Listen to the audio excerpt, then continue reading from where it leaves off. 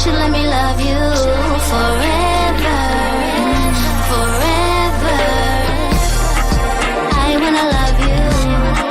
Will you let me love you forever, forever and a day, day, day, day, day.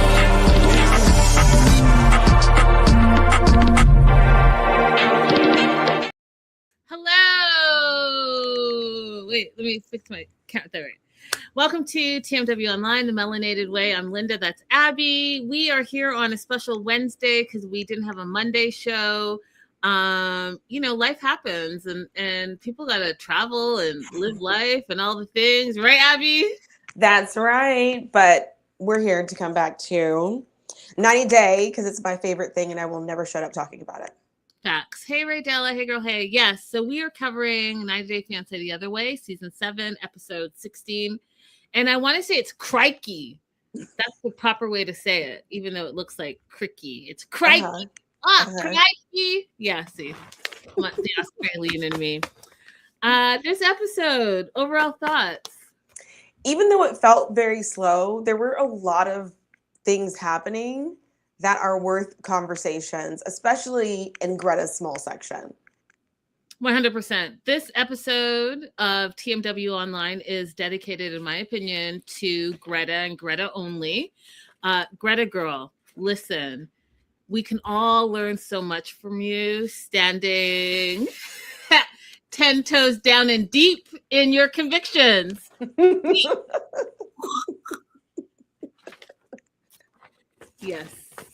Yes, indeed. That being said, let's just jump right into it. It starts off with Patia and Dylan. Do you think this couple's going to make it, Abby? If they make it, it will only be because Patia is a bit delusional.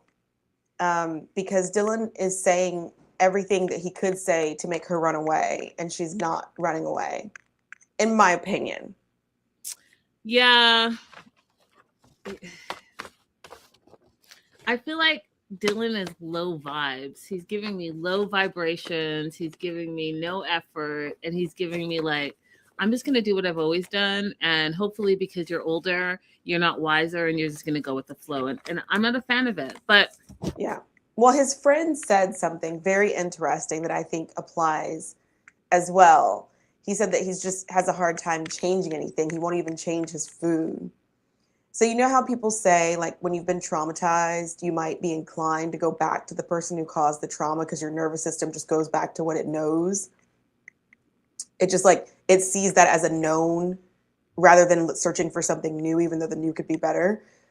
Maybe this is Dylan with Patia. Like, he's just gonna keep trying to stay with Patia and not look for anything new that actually meets what he wants because it's just what his nervous system knows. Maybe, or maybe like no one else is going to put up with his BS and he knows that she will because she continues to take him back. I mean, somewhere in this episode, they said that they used to break up after they were engaged every 3 weeks. And I just don't know anyone that like, I wouldn't put up with that. Yeah, that's ridiculous. I wouldn't put up with that. So he's concerned about the boundaries with his mom and he's worried that she continues to ask every week about being proposed to.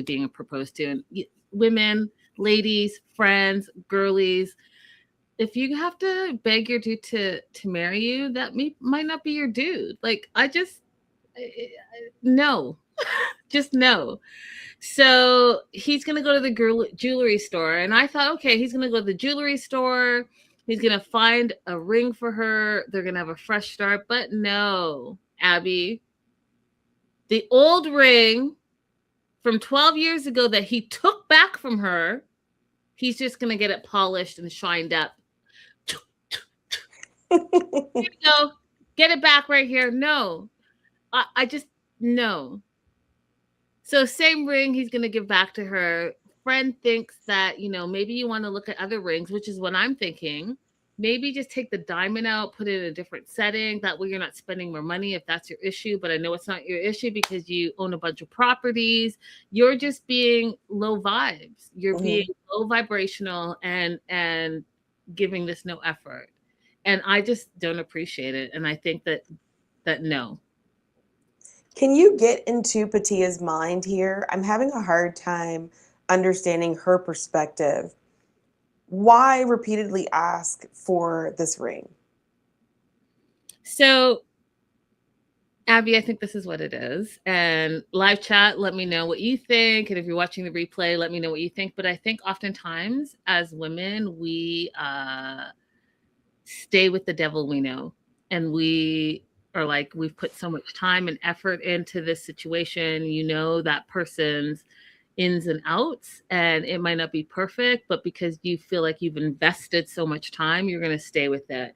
I've oftentimes heard women say, oh, you know, I wasted my good years. I wasted so much time, all this stuff with this person, this person, this person. And I think that that's what her mindset is, that she's, you know, 12 years into this guy. She knows this guy.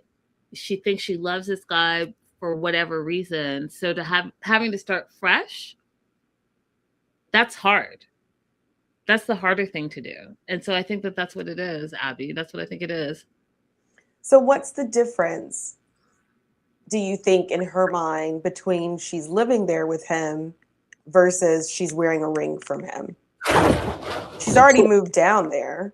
Mm-hmm. They're living together. Why is she asking for the ring every single day? Like, what's the point? Because she feels like that's commitment. She feels like that's commitment. A ring to her on her finger is stability and commitment. And they talked about it when they got to the strip club. Okay, I'm going to stop interrupting. Let's go. So the friend, Chris, is like, hey, you know, I feel like you might want to look at some other rings. And Dylan's like, nope, this is the ring. I've been holding it for the last 10 years. You know, I don't know, though. I don't know what's going to happen. I don't know if I want to give it to her because, you know, what happened in Thailand.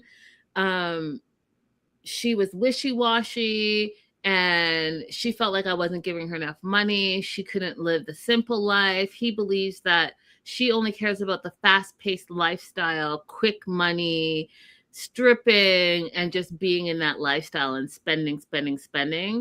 And Chris is like, well, if that's her life, how is she going to adjust to living here? Like, what's changed? What's changed with you and what's changed with her? If nothing has changed, then just like I've said with all of the couples, you can't just leave a location and think that you're leaving your problems. Your problems are coming with you because you and the other person are the issue. It's not the location, it's the people. Make it make sense. So Chris, the friend, says, you know, Dylan's really stubborn and lives in a fantasy and not reality and stays in the same old ways and habits. And I thought that that was a very important note. That your friend who has no, what is it? No skin in the game. Skin in the game. I knew that. No skin in the game is preaching truth about you and is saying, hey, listen, you're super stubborn, you don't change, you haven't changed in the last 10 years. So what's going to make this different? Whether it's Thailand, Las Vegas, somewhere in Texas, or, you know, right here in Australia, like, what's changed? Nothing has changed. And so, you know, when he talked about, and this is so funny because have you heard of Russell Hartley? I think that's no, that name's not ringing a bell. Russell Hartley on Instagram and TikTok is hilarious, you guys. I follow him. He talks about like just dating and women and what you should and shouldn't do. And he's hilarious. And he basically is saying the same type of stuff, like, why settle for someone who's stuck in their own ways, who thinks you're a gold digger and you have no gold? You know what I mean? Like, and Dylan reminds me of this. Like, he's stuck in his chicken and rice ways. And one of the things that Russell talked about was, like, why would you want to date like a bodybuilder? A bodybuilder, you think, yeah, you're going for like the looks and the body and the stuff, but this guy can't go out for dinner. He's prepping his chicken and rice and broccoli every day. He's bringing it to the gym. He's spending 6 hours a day around other, bodybuilder men type. And then, you go to the restaurant, he can't eat anything and he wants to quickly go back home and have his chicken and broccoli and his macros. Like, what fun is that for you? Right. It's the same thing here. And we've seen it with Dylan. Dylan might not be a bodybuilder type, but he's doing his macros. He's doing his little thing of rice. And he's not trying to be outside of that box that he's created for himself. And so I don't know, you guys, is that something that you want? Like, maybe some women like that. Maybe the routine of it all is something that they love. I don't know. What do you think, Abby? Would you like that? Absolutely not. Food is the highlight of my life, so that wouldn't work. Being rigid in any shared aspect wouldn't work. Like, you could be rigid in your own private aspect, like what order you want to do your face care in at night. I don't care about that. It doesn't involve me. But not in shared activities. Right.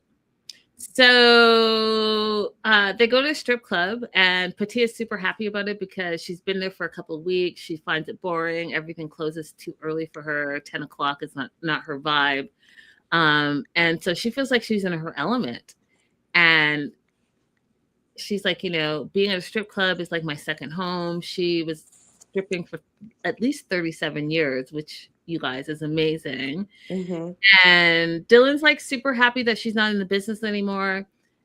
He rather she does a different job, but she misses it. She misses it. She makes making money. She's worried about relying on him for everything, and that failed for them in the past. So I can see why she's concerned, because he's never followed through on what he said he was going to do, in that he was going to provide for her and be the provider for their relationship.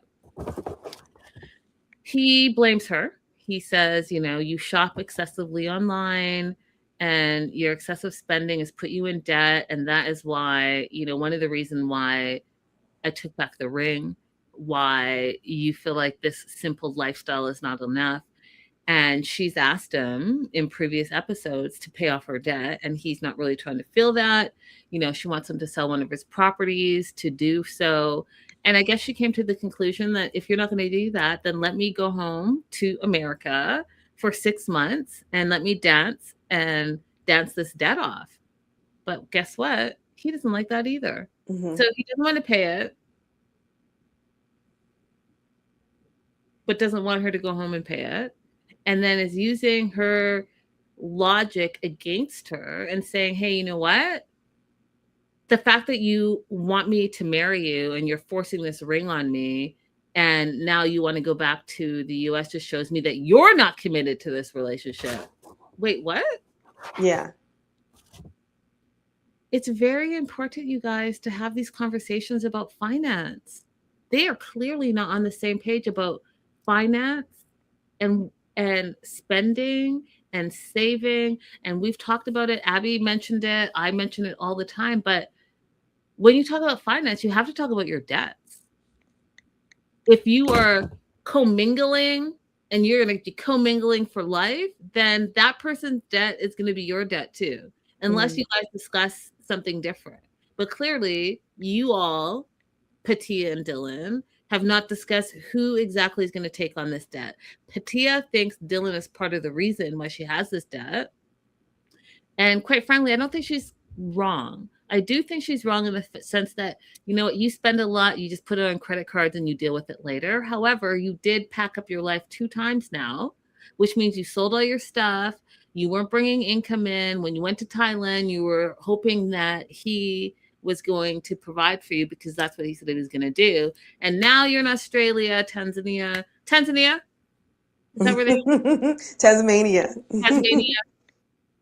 And what? You're worried? Well, it's because you guys haven't communicated. Yeah. What are your financial responsibilities for yourself and to each other? This is actually so confusing to me because I don't really understand why him and his mom keep harping on her debt. Like, if she never pays it, how does it affect either one of them in Australia? right? It's like, it's confusing me. Why do they care? The other thing that's confusing to me is if you feel like her debt is a problem, then why wouldn't it have been, you need to resolve this debt before you move here, or here's how much I'm willing to help you with it. Here are some jobs you can get once you get here. There just seems to be an admonishing her for the debt without any solutions being provided. 100%. And it's because they haven't communicated. They haven't communicated and they haven't talked about it. And that's the biggest issue. Right.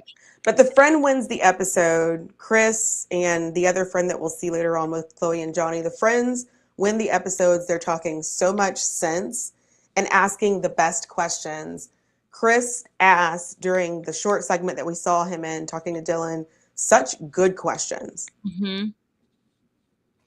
It is. The other issue that I think is crazy is they're both strippers. They met as strippers. They've been strippers. Dylan still is a stripper, but he doesn't see her stripping the same as him stripping. And he doesn't like the fact that she wants to go back to it. He feels that she's addicted to the fast life and the money. And says to her, if you really love me, you would just stick by my side no matter what. So many things wrong with that statement. And she says, well, if you really love me, you put a ring on it. There are so many things wrong with both of those statements. Do you want to start, Abby? Yes. Let's start with him not wanting her to dance anymore. Question. Did you understand what his perspective was on that? Given the fact that that's how they, okay. So the only explanation I have for that is just he doesn't think that she has the same bodily autonomy that he has. He thinks, because he pointed out that there's some times that you're alone and you're not working with another woman and you're with these men. And in those situations is where he's worried. So I feel like what he's pointing out is that in those situations, you don't have as much bodily autonomy as I do. So you're acknowledging that the man is the problem, the man that might be the aggressor. But your solution for that is not to change what men do and how they behave. It's to censor Patia. So that's interesting if that's the perspective he's coming from, because I can't imagine anything else. You know, I also take so much issue with, if you love me, then you would just stay by my side no matter what. There's no situation where you should stay with someone no matter what. And I'm talking about no matter how much you love your parent, no matter how much you love your sister, no matter how much you love your partner, there's no situation where you should just stay with someone no matter what because you love them, because there are things that people who love you can do that are very detrimental to you. 100% agree with you. Hi, Tina. Hey. Tina says, I think he is such a gaslighter. Hi, you just popped up on my YouTube feed. Glad to have you. Everyone, welcome Tina over. I do think that it's also important, you guys, that just because you've been with someone for a long time doesn't mean you have to be with them forever. I also think that when someone says, you know, stick by my side no matter what, it is deep, dark waters over there, right? Because no matter what means what. If you are in an abusive relationship and that person's saying he's having a bad day or she's having a bad day, whatever, no. If you are being financially abused, because that's a thing as well, no. There is no situation where you have to stick by someone's side no matter what, especially if it's a toxic relationship, okay? You have full autonomy on yourself and your happiness and your joy. And if that situation is not bringing you joy, life is just too short to stay and be like, I'm going to stick by your side no matter what. Now, if you're a ride or die and you guys are both the ebb and flow and ups and downs supportive of each other 100%, that's a totally different story. And that's not what I'm saying. What I'm saying is if you're in something toxic, just because you've been with someone doesn't mean you have to stay with someone. That's it. Anything else to add for this couple before we move on? No, you know what? I think his friend Chris just really covered it and gave him some good questions to think about if he's willing to do it. Like, how do you figure this is going to work out long term when the pace of life that you both want is completely different? Exactly. Exactly. Moving on to Madeline and Luke. What were your overall thoughts? Blah. Blah, blah this story, blah this. Oh, if you are pregnant, we're just going to have a baby. Absolutely not. Just go ahead, pop a pill, and fly somewhere. The child doesn't need it. You guys don't need it. No. Okay, so are you still beefing with Luke, or are you giving Luke and Madeline equal responsibility for this? I'm still beefing with Luke. I'm still giving him more responsibility. I will forever give him more responsibility as the adult in the situation. And I don't understand why he persists in talking to Madeline like she is a fully formed adult when he intentionally dated a child. All right, so we're going to continue to agree to disagree. She absolutely is not a child. You know, she's 23 years old. She might be a young adult, but she's not a child. And, you know, again, I'm going to reiterate, Abby, her body, her choice. And so she knows exactly what she's doing. And towards the end of their segment, I was shocked, but not shocked on her responses. So she thinks she's pregnant. Luke is stressed out about it. And she's like, you know, if we have a baby, you know, I need stability and I need you to not be a cheater, even though he has, like, I mean, did he cheat? I don't know. So he's not confident in their compatibility. He's brought up that in the past, and she is not trusting of him. But here we are. She's like, leave me alone. She doesn't want to take the pregnancy test. She is being, in my opinion, a brat because, listen, you're the one that bought the pregnancy test. And then you brought it up to Luke. And then now he's like, okay, let's take the test. And you're like, no, leave me alone. Don't touch me. No, I'm not taking the test. Well, then what are we doing? What are we doing? That's childish behavior. So if Abby, you're referring to as a child for that, absolutely childish behavior. Take the test, find out, have the facts so that you guys can move forward properly and decide what you both are going to do. This is ridiculous. You brought the test. You think you're pregnant. It's your body. So do you want to know or do you not want to know? Just saying. So finally she decides that she's going to take the test. She's never taken a pregnancy test before.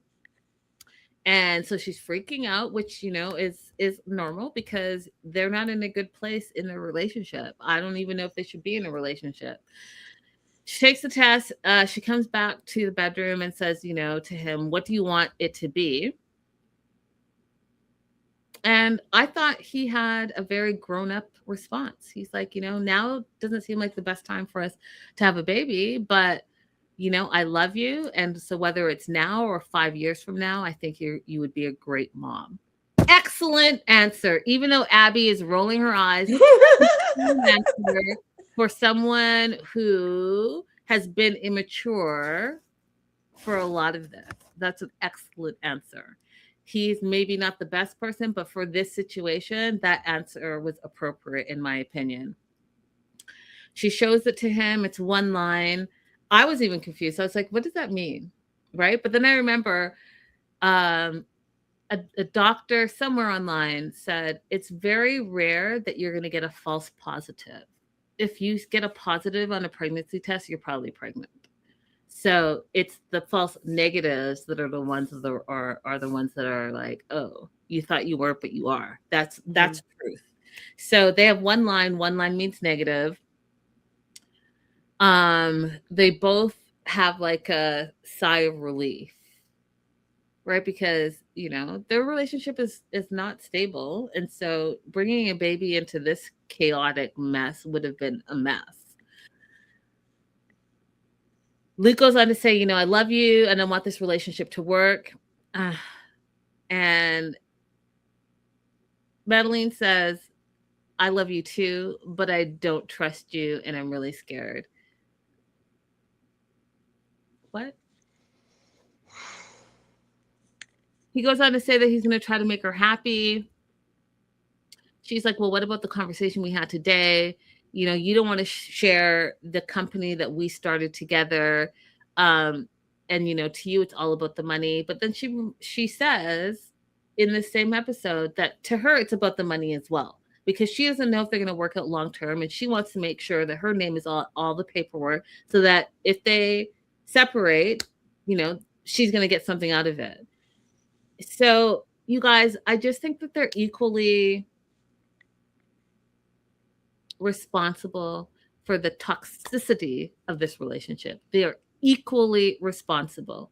She came in it for reasons and he came in it for reasons. And both of those reasons, in my opinion, because they're not working out, are causing strife in the relationship.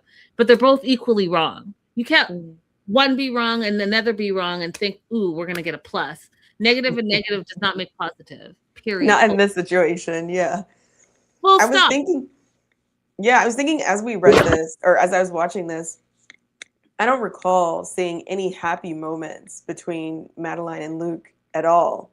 Like any, even when he surprised her with the flowers and coming a day early, she still pretended to be upset with him, or was really upset with him, and then gave him a hug. It wasn't like a happy reunion. So I don't think they need to be together at all. I mean, the producers couldn't squeeze one happy moment to show us out of this whole situation. Outrageous. I don't think they need to be together. Tina, 100%. Her temper reminds me of Anfisa, George's ex, the way she threw it at him. Fast. Give me my red makeup. I don't even think that it's her. Bring me my red makeup bag.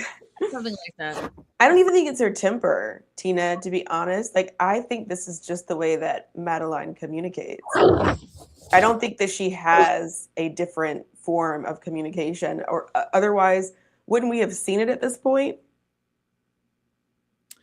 I mean, I think that if that's the case, she has to learn to communicate, and she does not know how to communicate effectively or well.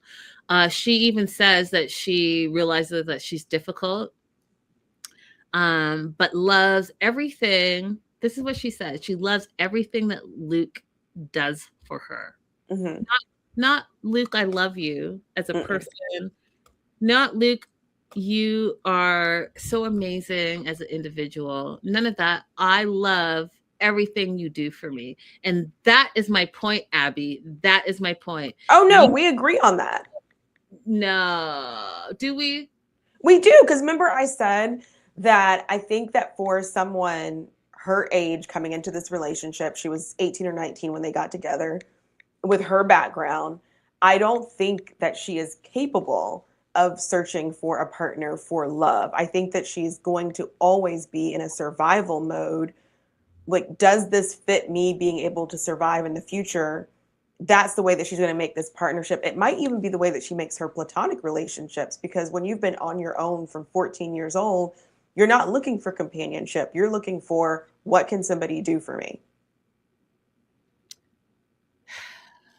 So I'm not surprised that she discusses Luke in terms of what he can do for me. On the flip side, I think that Luke looked for somebody who was younger that he could impress with his money, even though we know that, he's severely in debt. I think he looked for someone that he could impress with his money, because otherwise he has no personality. Okay, but two wrongs don't make a right. Oh, no, I don't think it does. I just give the greater share of the responsibility for the situation to the person in the situation who's older. Yeah, but older doesn't necessarily mean you're wiser and make better decisions. But you should be. And that's why I put the responsibility on him, because he's older, pursuing somebody who's significantly younger. So I'm going to give him more of that responsibility. And again, we're going to have to agree to disagree, because I don't think just because someone is older that they're going to make better decisions, because we don't know his history, his life choices. And just because he has more years in age doesn't mean he's going to be more responsible at all. And he's a man. I read an article recently that said most men don't actually fully mature until they're in their mid to late 50s, y'all. I think I read something back when I was in my 20s where it said men mature at their 30s.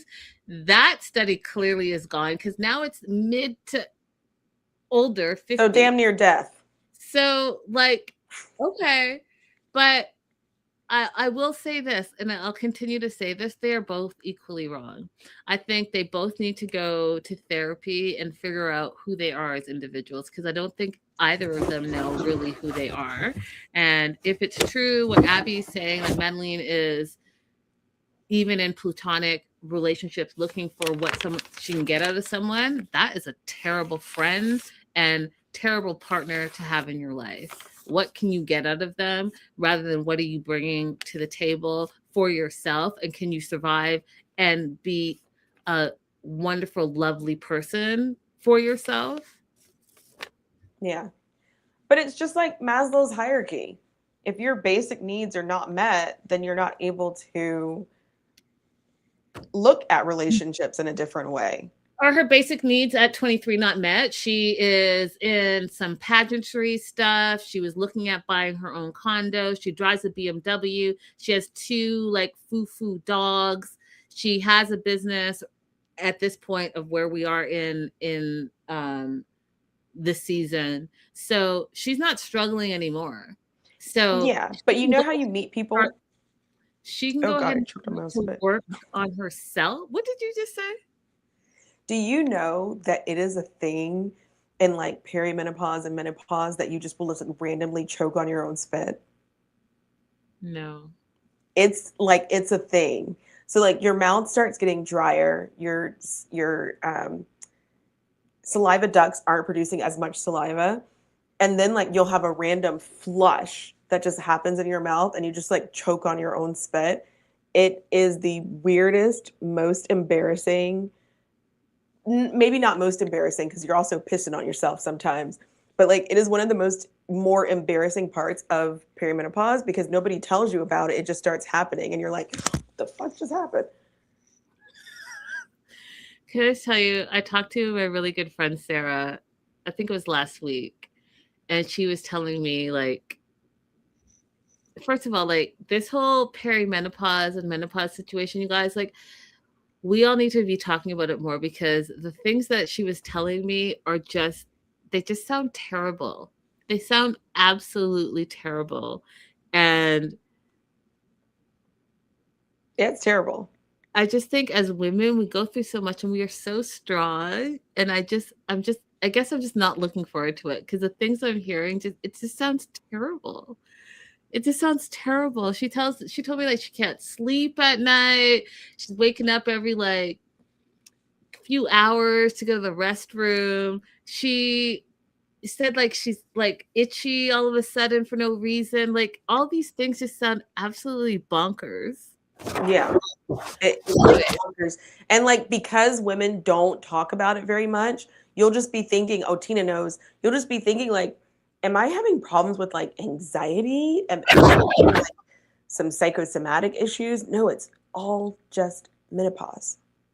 Yeah, we all need to start talking about it more because, again, it's only in the last 5 years that I've started hearing about perimenopause. It's nothing that they teach. At least they didn't teach me when I was growing up.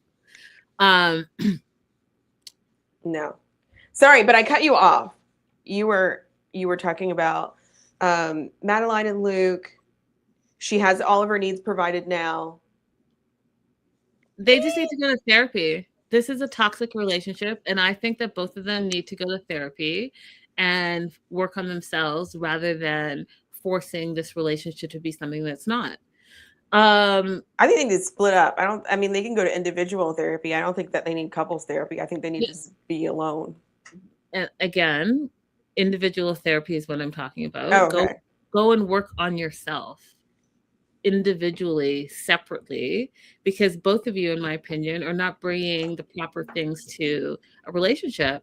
If one person is looking in a relationship for what they can get out of it, that just sounds crazy. And if someone is looking to be in a relationship with someone younger so they can control the relationship and they bring nothing to the table as well, and they are fibbing about who they are and who they represent, then that's not okay either. Go and fix yourselves.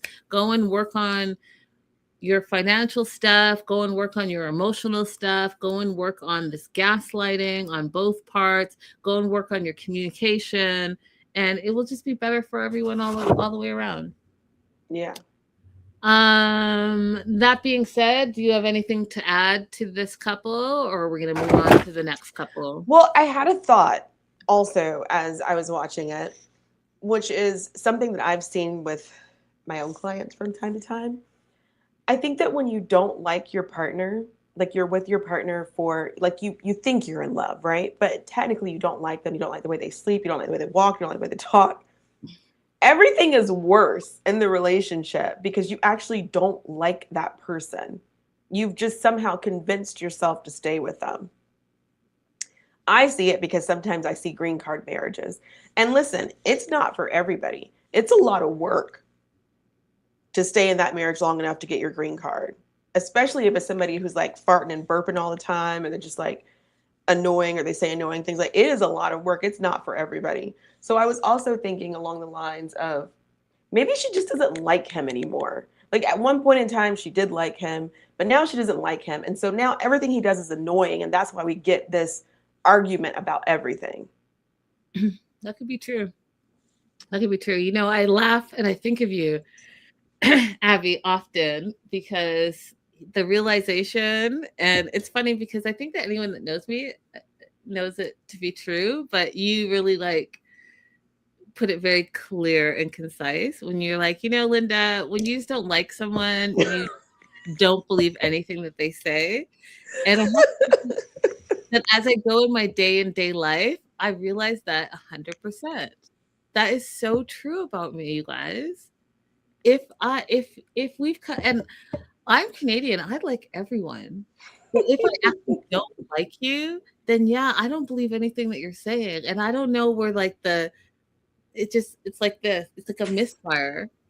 You could say it, and I just like I'm looking at you like no.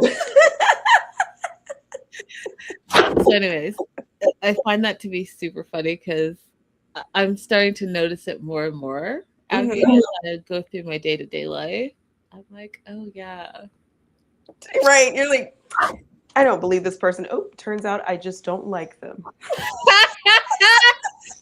facts. These are facts.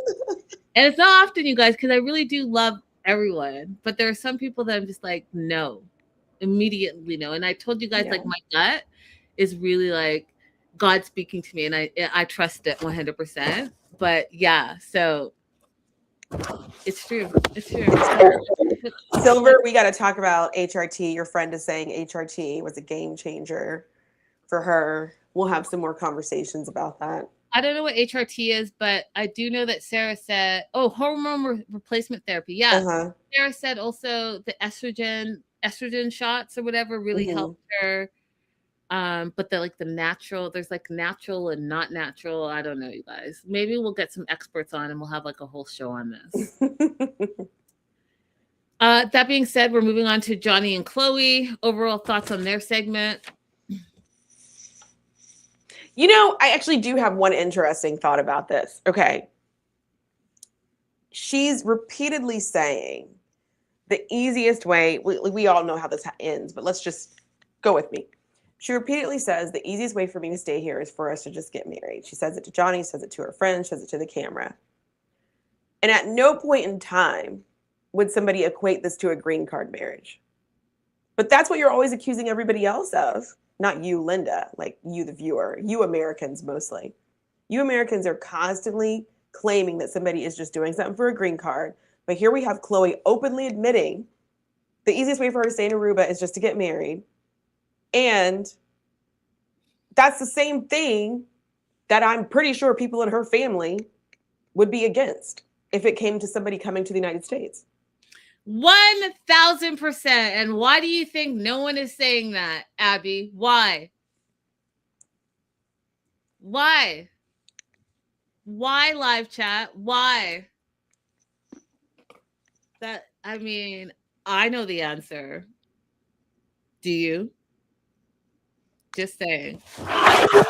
Y'all up here talking about how the Nigerians are coming to America. They just want a green card. How,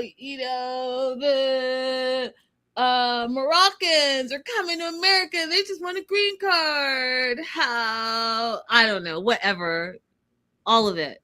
All of it that y'all are saying, the rhetoric that we hear nonstop. Chloe's saying the exact same thing for Aruba, and none of you are up in arms about it. Why is that? Is it because it's not America, or could it be something else? Oh,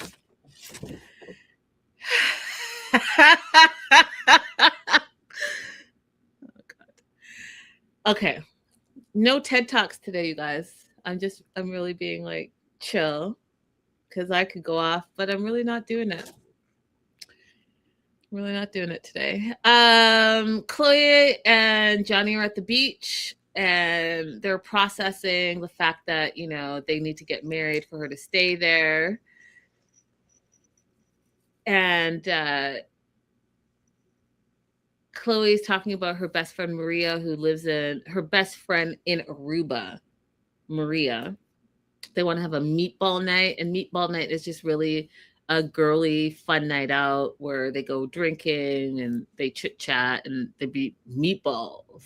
It's not actually them eating meatballs.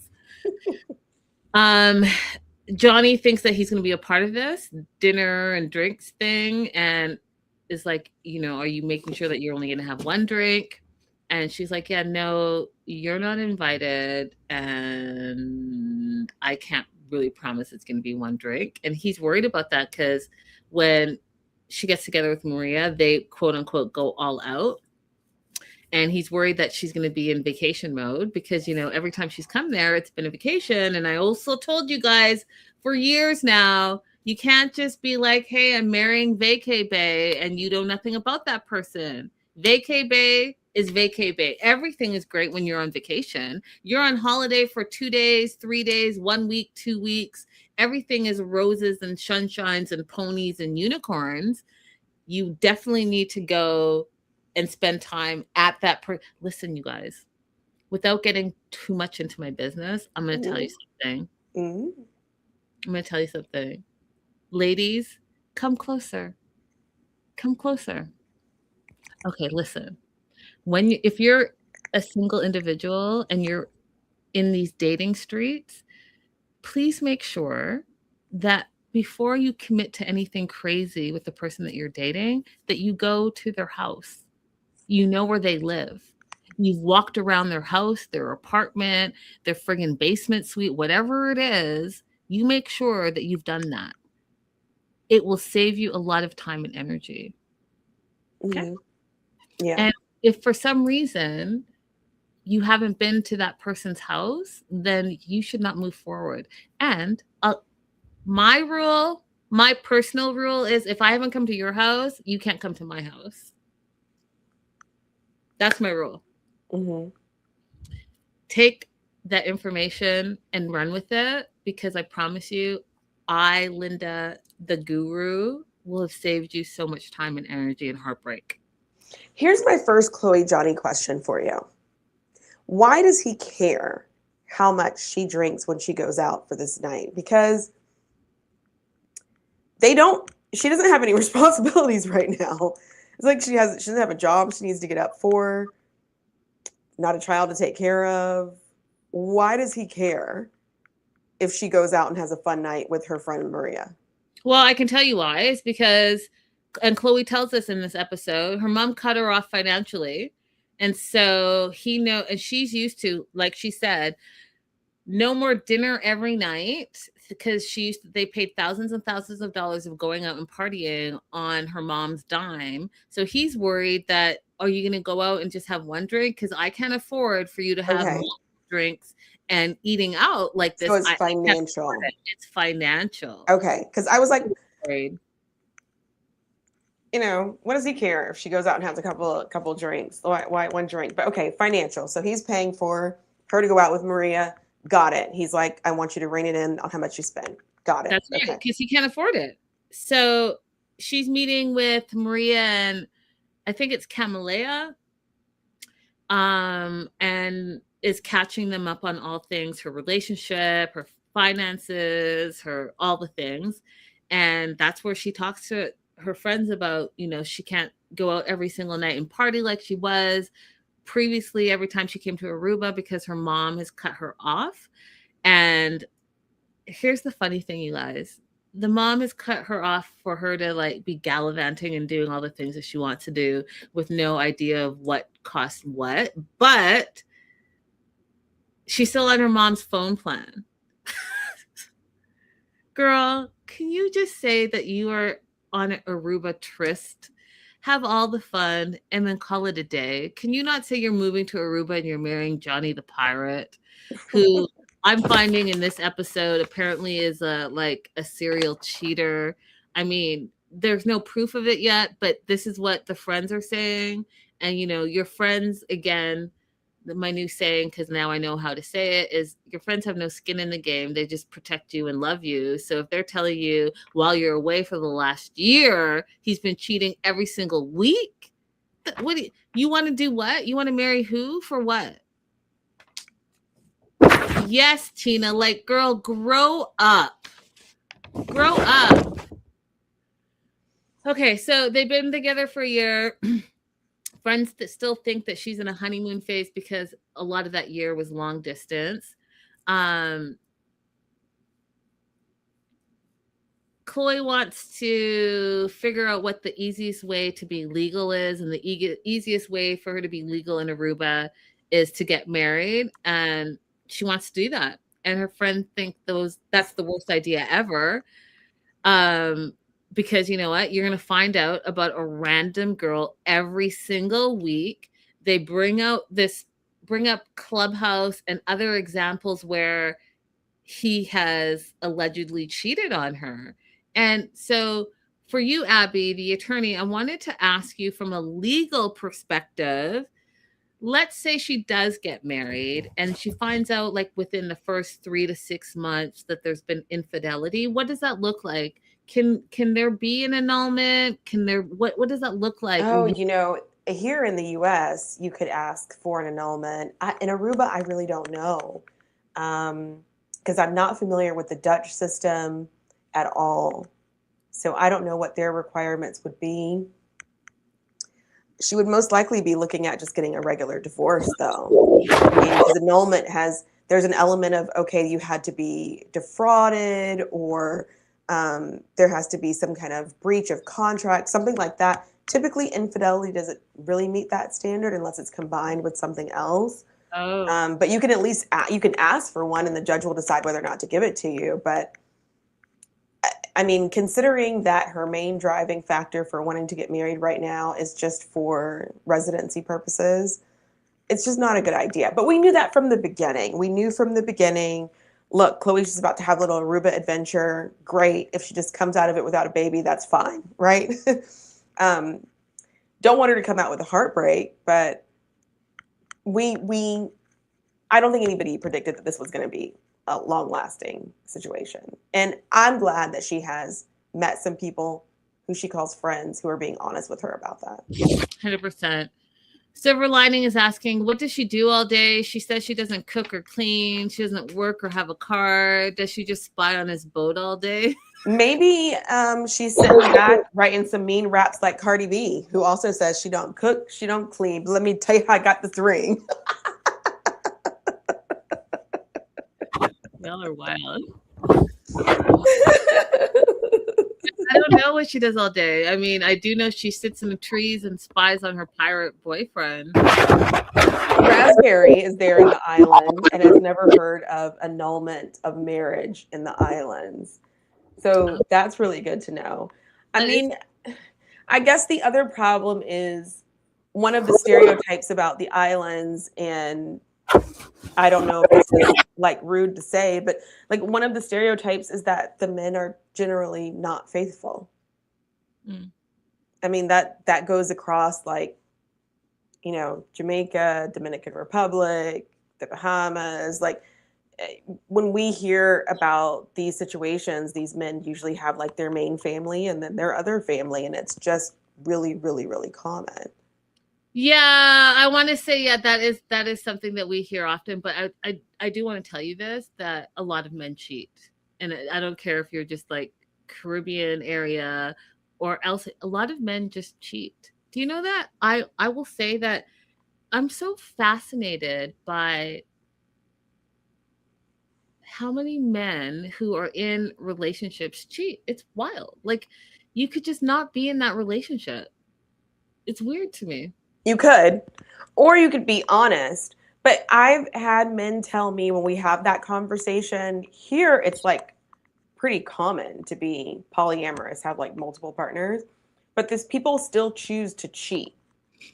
And I've Wow. had men tell me that the reason why they won't be honest is because it limits the pool of women that they could be involved with.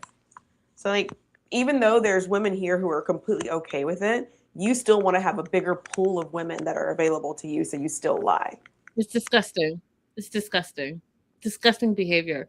Abby, do you remember when that show was on? I'm not going to mention the show because I don't want to like get into. But do you remember there was like y'all? There was like a year where this like polyamorous vibe was out there, and these shows thought that I would be interested in living that lifestyle. Do you remember this? I remember these shows being popular, but I do not remember you being solicited to be on the show. Who so one of you, maybe Silver Lining knows, but there was a whole year where I was like, am I giving off a vibe where it's just going to be open for this? Because I absolutely am not open to it. Anyways, stop cheating, y'all. Just break up and move on. Chloe thinks that ever since she's been in Aruba, he's been faithful. And I just think that that is the craziest thing I heard her say. Like, what? So you're happy now that you're actually physically there that he's been faithful? And because you ain't got no job, you ain't got no car, you got like 2 friends, so you're always going to be around him. When can he possibly cheat? Because even when he goes to work, you're spying on him. So yeah, he's been faithful. Is Yeah. that something to be proud of? It's not. And one of the questions that her friends ask, like really good questions, but one of the questions they don't ask is that how you want your future to look? That you guys have to do everything together in order to keep him from cheating? Because like, I love Beyonce, love her down, but ever since we found out that Jay-Z cheated, they don't do nothing alone anymore. Is that really how you want to live? It just couldn't be me. I've said this to you guys in the past. I just don't like the person I've been cheated on. And that one time we were just, that was it. Well, actually, no, 2 times. I've been cheated on twice. But one of them I'm like blocking out because so yeah, no, I cannot. Can't, won't, don't, won't, don't, won't. Silver Lining says she remembers that time. Yeah. Oh, what a time. Oh, what a time. Oh, and I remember there was something. Who was it? It was one of our old G's. Someone said something in the comment section that should have really been a DM. And someone was like, why would you say that to her? And then they got in a fight in my comment section over this polyamorous stuff. I was like, I'm just going to step away because I am not involved in this. I already said that this is not something I would be interested in. So y'all calm down. Mm-hmm. We find out that Johnny's been cheating.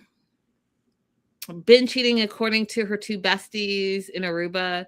Been cheating this whole year that she has been dating him abroad. And they're wondering, is she just lying to her better? And he has a reputation on the island of being a womanizer. And literally her friend says he's cheated every week. And friend thinks that it's a bad idea to try to get married, even if it's for the green card, because you really are going to be living a crazy lifestyle and you need to prepare yourself. Okay. Basculum Raspberry said she looked it up. It's only possible if important laws were broken, like forced marriage, fake marriage, bigamy, marriage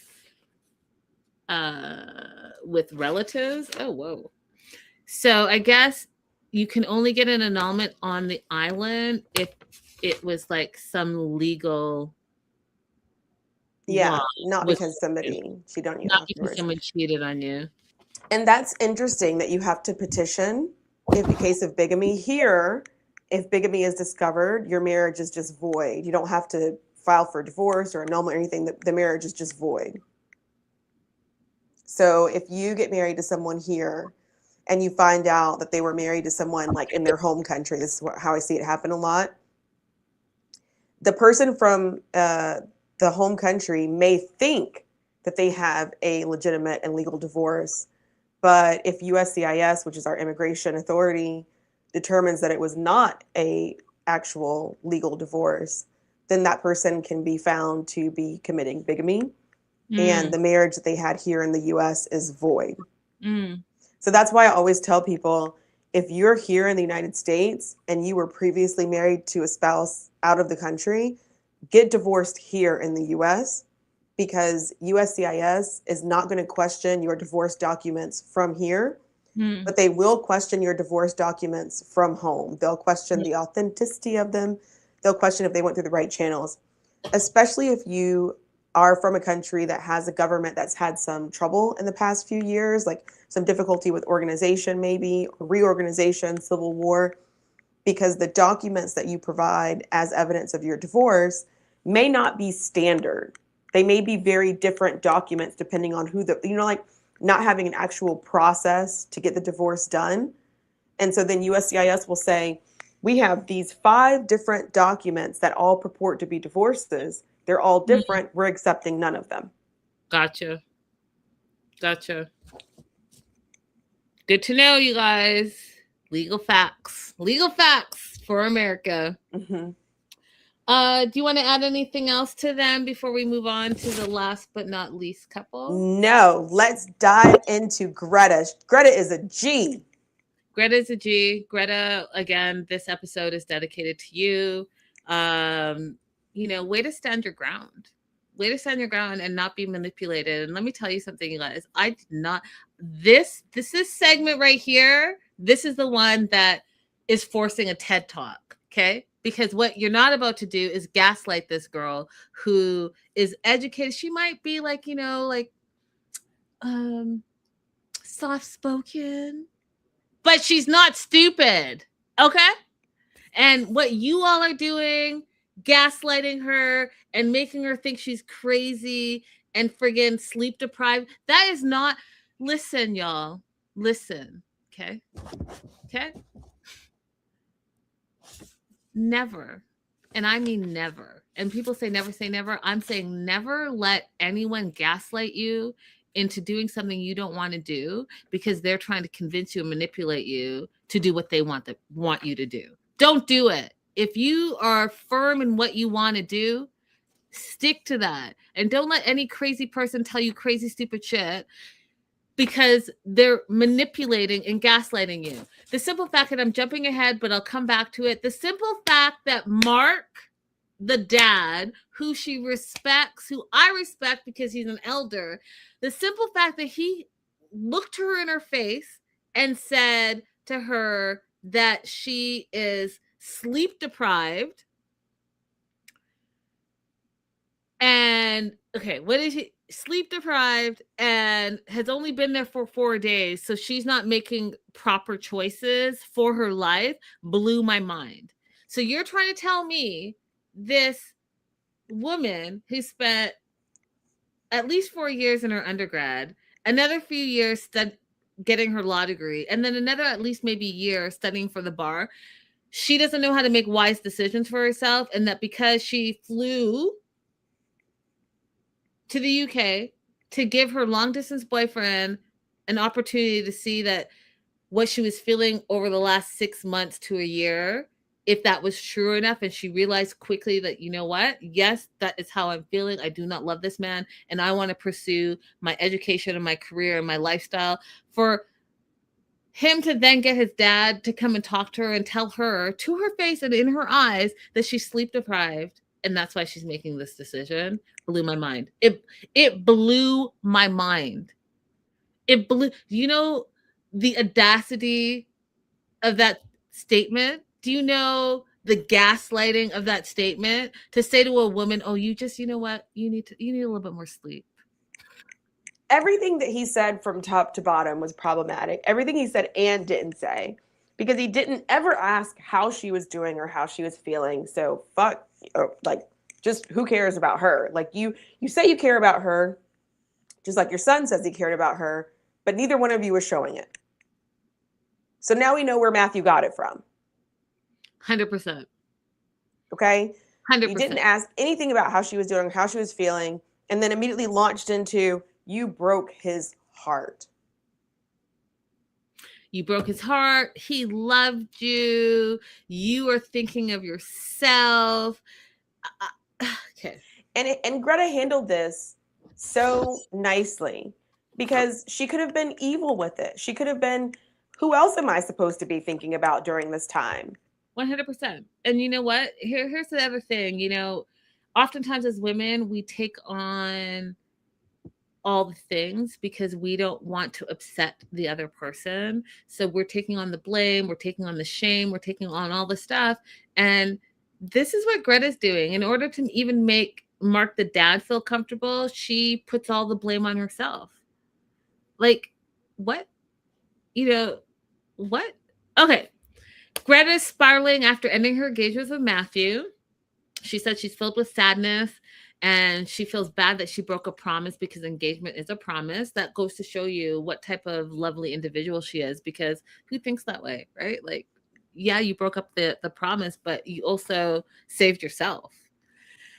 Matthew's dad texts and wants to meet up with her, and she's hoping that that conversation they have ends up amicably, because she's feeling very, very guilty. And so they meet up, they're catching up with each other, and he's like, I can't understand what happened. Where are you? I'm worried about Matthew because he loves you and you broke his heart. You. Where are you? Why are you not there for my son? My son is sad and it's your fault and you broke his heart. And what happened? I can't understand why you made your own choice as a grown ass woman and you broke my son's heart. You are wrong. What is happening with you? I'm worried about Matthew.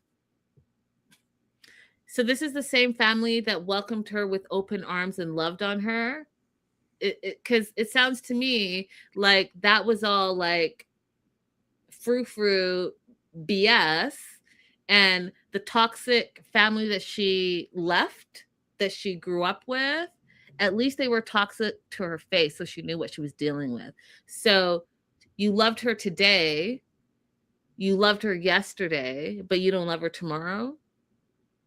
You don't love the new and real person that she's presenting because it doesn't work in the little box that you put her in. What? Abby, what?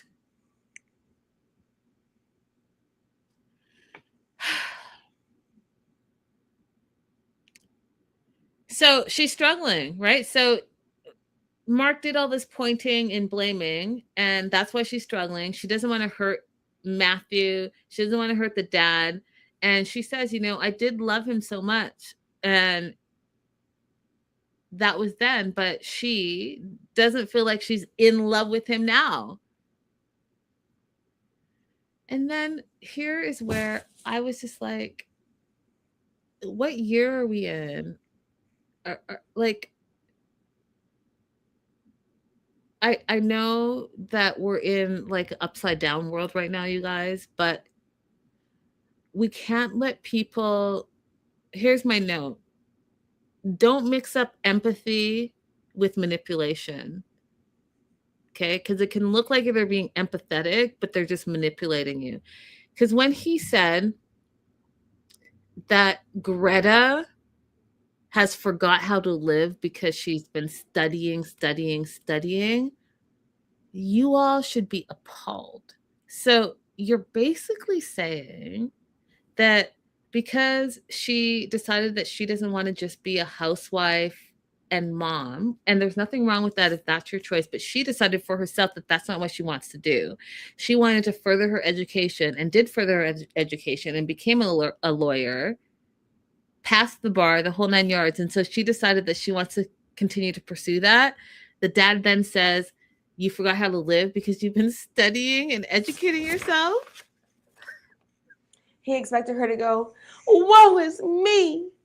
I'm just a little lady who doesn't know what I want or need. You all right? Let me come back to the house with you. End scene.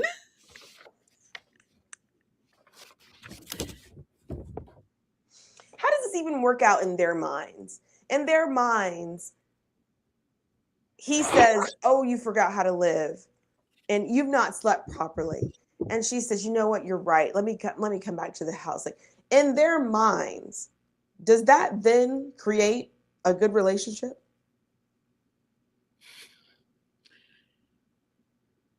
How does this work out for them? After she's already said, I don't love you anymore. And then he came back and said, is it the cameras? Like, how does that work out in your mind? Because for me, at some point, you're going to realize, let's say she decided to stay, what she didn't. Good on Greta. At some point, doesn't it play over and over in your head when she said, I do not love you anymore? And not just said it once, she continues to say it. You know, at one point I loved him. I loved him so much, but I don't feel like I'm in love with him. She said it to Matthew's face. She said it to the dad today. Like, I don't know how many times she has to say it and how much clearer she has to be. I don't love you anymore. Right. What more can she say? I don't want that. I'll be 2 times the father. I still don't want to have kids with you.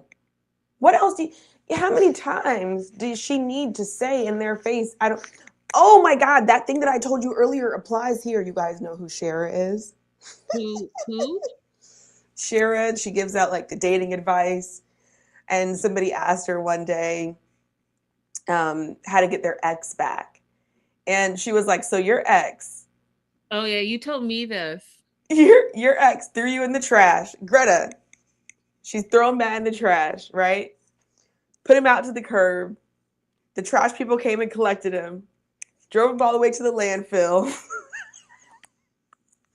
And he's trying to crawl out the landfill to go back to Greta, who's already told him, I don't want you. Didn't try to come rescue him from the landfill, the trash, or the curb.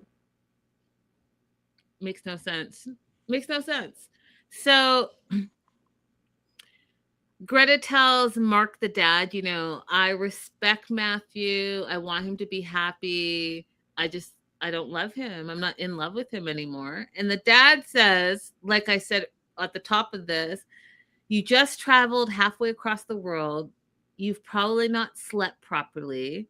He's prepared to give you time and your space so that you can get a little sleep and wake up and miraculously just be in love with him again and accept this proposal and marry him. Mm-hmm.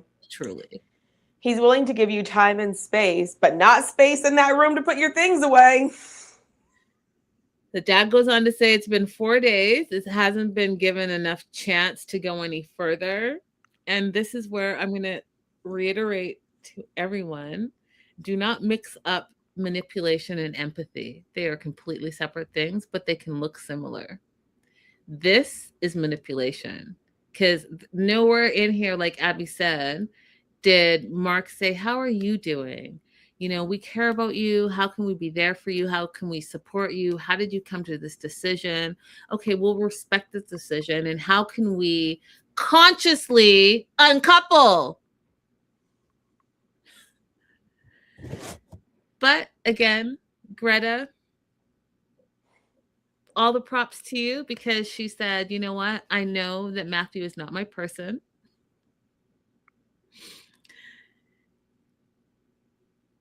I don't love him. I'm not in love with him. And the dad's like, oh, that's such a shame. She goes on to say, I know that I, taking all the blame on herself, can't make him happy. Thank you for welcoming me into your family. I appreciate it. Again, taking in all the blame.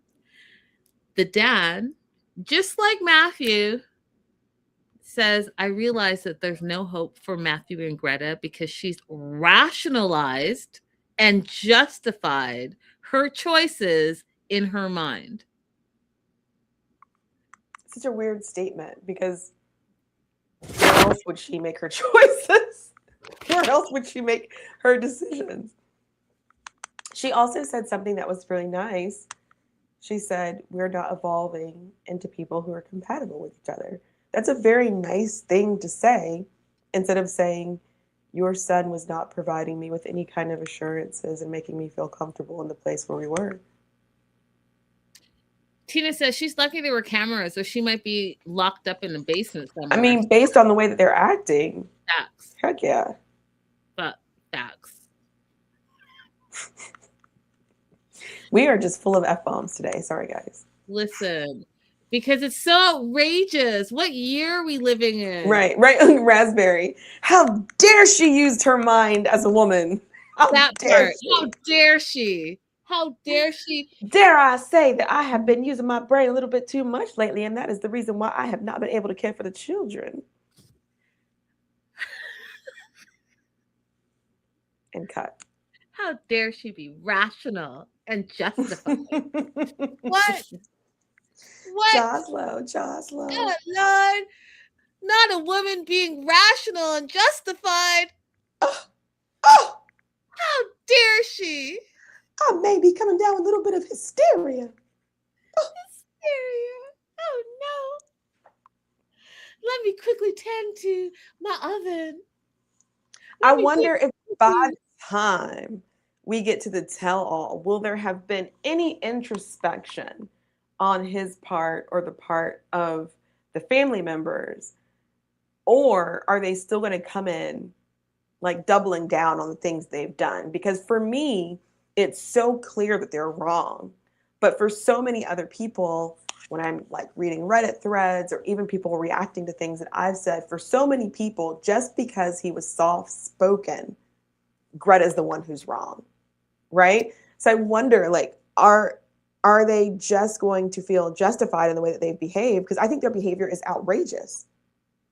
His father going to speak to her, knowing she doesn't have that kind of family support, and you want to use her respect for you as a weapon to try and force her to stay in this relationship is wrong on so many levels. How dare she rationalize and justify her decisions? That's all I have to say. If you guys think you're okay with that and you want to go on wherever you want to go, social media, and you think that's okay for a man to tell a woman that she's over rationalizing and over justifying her own personal decisions for her own personal life, then that's on you. That's on you. Greta, 10 toes deep and down. I'm with you, girl. Stick to your guns. Be happy. Go for what you want for your life, period, full stop. The rest is just noise. Mm-hmm. That being said, that's it. Happy Wednesday, you guys. Thank you for, I could never imagine someone's dad speaking to me. Listen, Tina, this whole thing is outrageous. It's outrageous. And the fact that a grown man told a young lady that she just needs to go and get some more rest.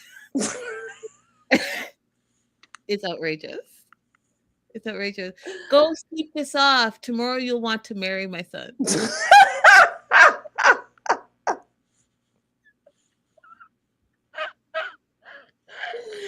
And on that note, we will see you guys on Friday. We're catching up. We're catching up, y'all. Let us know your thoughts on this episode. Don't forget to like and subscribe, and we'll see you Friday. Even if Greta is wrong, what good would it do to have a relationship with someone who is not into it fully? Facts. Thank you. That's what I'm saying. Tina, thanks for popping over. We loved having you. Subscribe so you can come back. Subscribe, and we'll see you guys on Friday. Bye. outrageous.